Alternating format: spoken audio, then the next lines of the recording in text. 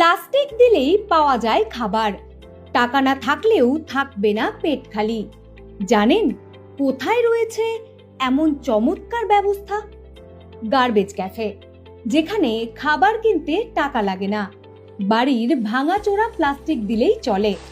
ভাবছেন এও সম্ভব? কিন্তু কিভাবে? এই ধরুন 6টা প্লাস্টিকের বোতল নিয়ে ওই ক্যাফেতে আপনি গেলেন, বিনিময়ে পেলেন 1 প্লেট কাবাব।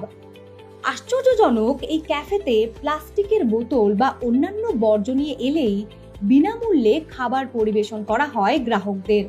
এই গার্বেজ ক্যাফেতে হাফ কেজি প্লাস্টিক বর্জ্যের বিনিময়ে পাবেন প্রাতরাশ, আলুর চপ, ইডলি, সিঙ্গারা এবং পাউরুটির চপ পাবেন মেনুতে।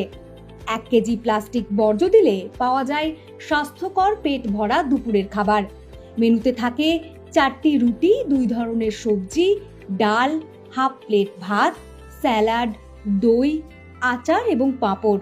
প্লাস্টিক দূষণ মোকাবিলা এবং পরিবেশের ভারসাম্যকে দীর্ঘস্থায়ী করে তোলার লক্ষ্যেই এই ক্যাফে তৈরি।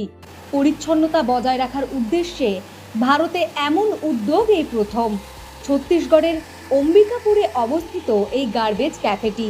এমনিও পরিচ্ছন্নতার জন্য বিখ্যাত এই শহর। ইন্দোরের পাশাপাশি ভারতের অন্যতম পরিচ্ছন্ন শহর হিসাবে জায়গা করে নিয়েছে অম্বিকাপুর।